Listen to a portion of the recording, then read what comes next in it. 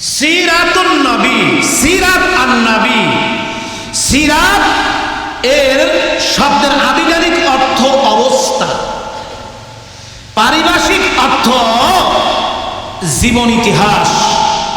সিরাতুন নবীর দুটি শব্দের একত্রে হলো পূর্ণাঙ্গ নবীজির জীবন ইতিহাস। সুবহানাল্লাহ বলেন। আমার কথা বুঝতে কি আপনাদের কোনো সমস্যা হইতে আছে? খুব দিলের কান দিয়ে শুনবেন। সিরাতুন নবী, আন নবী, খাস করে এটার অর্থ হলো আমার নবীকে বোঝায়, আর শুধু নবী সমস্ত নবীকে বোঝায়। তাহলে সিরাতুন নবীর একত্র অর্থ হলো নবীজির পূর্ণাঙ্গ পরিপূর্ণ 63 বৎসরের জীবন। বলেন কত বৎসরের জীবনী? আচ্ছা, মনে রাখেন। আর একটা শব্দ হলো মিলাদুন নবী। বলেন কি নবী? মিলাদ আন নবী। মিলাদ শব্দের অর্থ হলো জন্ম। বলেন কি? জন্ম।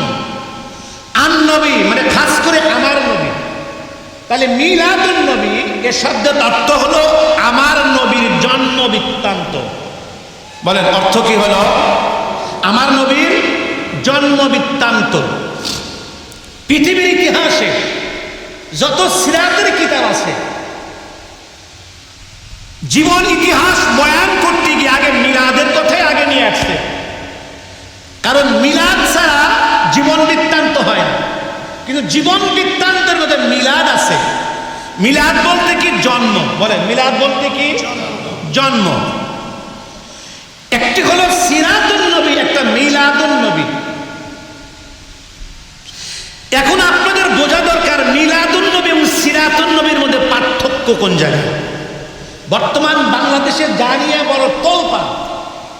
মিলাদের নামে, নবীজিকে মহাব্বতের নামে অপসংস্কৃতি এবং সাদা সিধে নিরীহ মুসলমানের ঈমান আমল চুরি করার পায়ে তারা চলছে। আমি যতটুকু অ্যানালাইসিস এবং থিসিস করেছি, তাতে আমার ক্ষুদ্র জ্ঞানের আলোকে এদেশের সাধারণ মানুষ সবচাইতে বেশি বিপদে। কারণ এই সাধারণ মানুষগুলি কোরআন সুন্নাহর জ্ঞান পরিপূর্ণ নাই।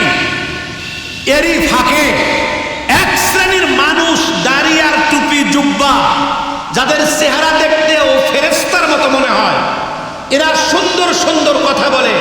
একজন একরকম বলে, আরেকজন আরেক রকম বলে।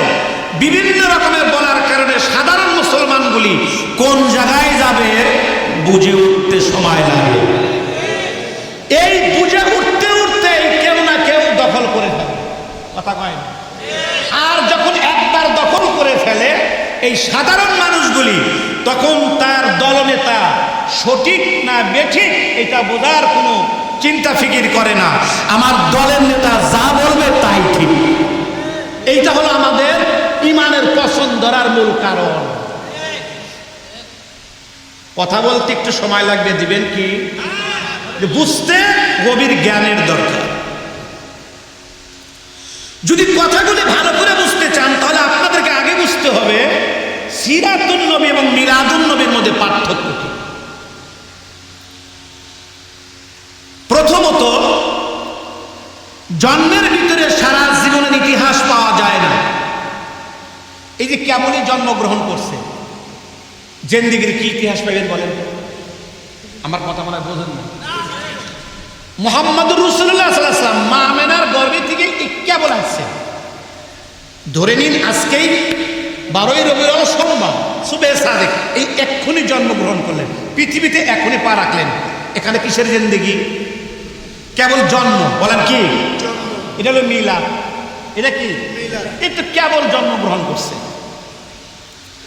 তাহলে জন্মের ভিতরে সারা জীবনের ইতিহাস পাওয়া যায় না, কিন্তু সারা জীবনের ইতিহাসের ভিতরে জন্ম পাওয়া যায়।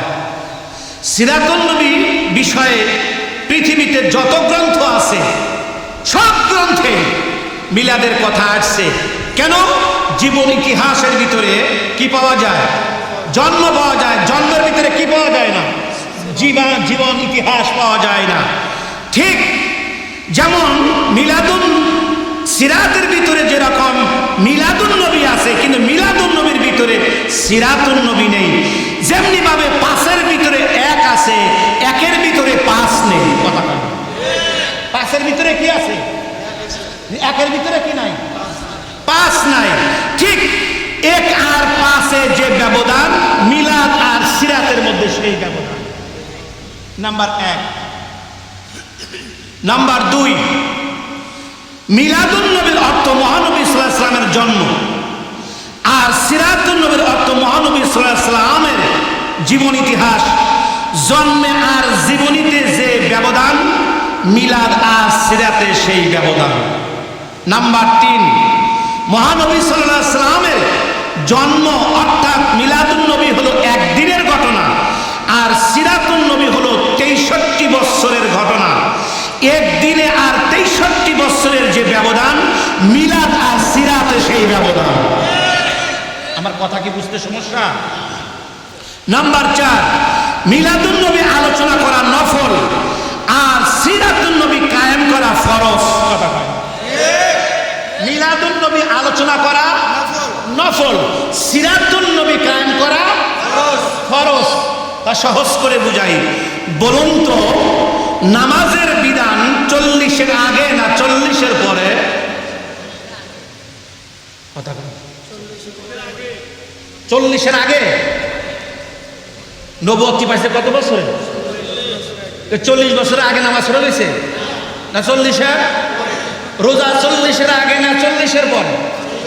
হজ 40-এর আগে না 40-এর পরে? যাবতীয় ইবাদত 40-এর আগে না 40-এর পরে? ইসলামী রাষ্ট্র ব্যবস্থা 40-এর আগে না 40-এর পরে? তাহলে কি বুঝলেন? সিরাত প্রতিষ্ঠা করা ফরজ, মিলাদ আলোচনা করা নফল। কথা কয় না?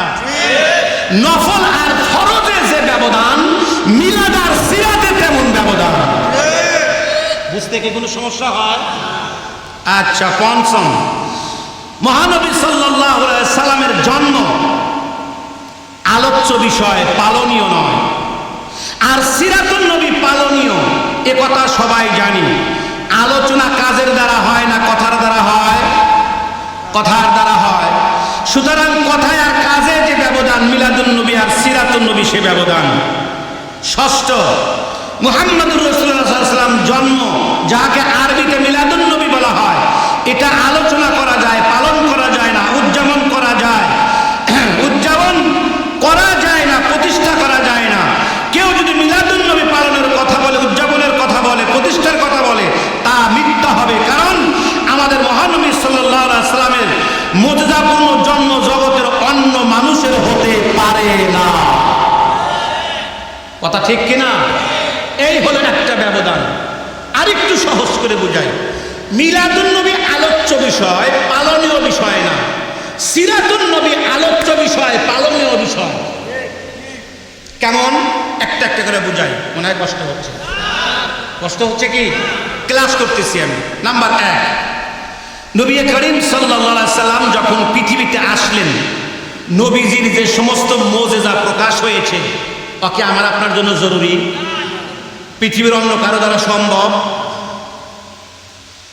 নবীজি যখন দুনিয়াতে আসলেন, খুব খেয়াল, কিন্তু আলোচনা লম্বা করবো না, যেহেতু যে আলোচনাটা আমি ধারাবাহিকভাবে করতেছি এ একদিনের ব্যাপারে না। তো তারপর আমি চেষ্টা করতেছি মূল জিনিসটা মাথায় ঢোকানোর জন্য। দেখেন কি চমৎকার লাগে, জেহেনটা পরিষ্কার হয়ে যাবে, আর কেউ ধোঁকা দিতে পারবে না আপনাদের, ইনশাআল্লাহ বলেন।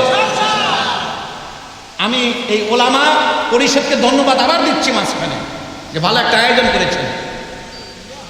বিজ্ঞদেরকে এনে, স্কলারদেরকে এনে এদেরকে সিরাত বুঝাবেন, যাতে কোনোদিন কয়রার জমিনে কোনো বেদাত, ইসলাম বিদ্বেষী কোনো শক্তি সরল মনা মানুষগুলিকে ধোঁকা না দিতে পারে। নবীজি সাল্লাল্লাহু আলাইহি সাল্লামের আপন মা আমিনার গর্ভ থেকে খতনাকৃত অবস্থায় এবং নার কাটা অবস্থায় ভূমিষ্ঠ হয়েছিলেন। এভাবে পৃথিবীতে অন্য কারো বেলায় সম্ভব হতে পারে না। এটা আলোচ্য বিষয়, এটা জরুরি, উম্মাতের জরুরি বিষয় না যে নবী যেভাবে জন্মগ্রহণ করছে তোমাকে ওইভাবে করতে হবে। এটা কি সম্ভব? নবীজি সাল্লাল্লাহু আলাইহি ওয়াসাল্লাম মায়ের গর্ভ থেকে ভূমিষ্ঠ হওয়ার সময়ের ব্যাপারে মা আমেনা বলেন, আমি প্রসবকালে কোনো রকমের কষ্ট অনুভব করিনি। এভাবে আপনার জন্ম কি হতে পারে? বলেন, আমার আপনার মা কষ্ট পেয়েছে কি পায় নাই? নবীজি সাল্লাল্লাহু আলাইহি ওয়াসাল্লামের মা আমেনার গর্ভ থেকে ভূমিষ্ঠ হওয়ার সঙ্গে সঙ্গে আল্লাহর শুকরিয়া আদায় করে দোয়া করেছিলেন। এটা কি অন্য কারো দ্বারা সম্ভব? নবীজি সাল্লাল্লাহু আলাইহি ওয়াসাল্লামের মা আমেনার গর্ভে থেকে যখন ভূমিষ্ঠ হয়েছিলেন, তখন মক্কার কুরাইশ বংশের মূর্তি পূজারীরা যেসব মূর্তিকে কাবা ঘরের ভিতরে দাঁড় করিয়ে রেখেছিল, সেগুলো তখন আল্লাহকে সেজদা করেছিল। মূর্তি আল্লাহকে সেজদা করছে। নবীর জন্ম গ্রহণ করার পরপরই কাবা ঘরে যে মূর্তিগুলো ছিল, সব মূর্তি আল্লাহকে সেজদা করছে। সুবহানাল্লাহ বলেন।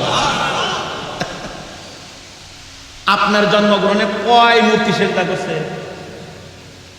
আমার জন্মগ্রহণে কয় মূর্তি সেজদা করছে? তাহলে নবীজি যেভাবে জন্মগ্রহণ করছেন, উম্মতের কি ওইভাবে জন্মগ্রহণ করা জরুরি? তাহলে মিলাদুন নবী পালনীয় বিষয় না আলোচ্য বিষয়? নবীজি সাল্লাল্লাহু আলাইহি সাল্লাম যে মুহূর্তে মা আমিনার গর্ভ থেকে ভূমিষ্ঠ হয়েছিল, পারস্যবাসী অগ্নি পূজারীদের হাজার বছরের প্রজ্বলিত অগ্নিকাণ্ড যারা পূজা করত, নবীজির জন্মের মুহূর্তে তা নিভে গিয়েছিল। আল্লাহু আকবার বলেন। তাহলে কথা দ্বারা আমরা কি বুঝে নিলাম? এই কথা দ্বারা আমরা স্পষ্ট বুঝে নিলাম, নবীজির জিন্দেগি দুই ভাগে বিভক্ত। 63 বছরের জিন্দেগি দুই ভাগে বিভক্ত। একটি হলো মিলাদুন নবী, আর একটি হলো সিরাতুন নবী। মিলাদুন নবী আলোচ্য বিষয়, পালনীয় বিষয় না। সিরাতুন নবী আলোচ্য বিষয় প্লাস পালনীয় এবং প্রতিষ্ঠার বিষয়। সহজ করে বুঝাই, তাহলে আরেকটু ভালো বুঝে আসবে। মিলাদুন নবী পালন করেই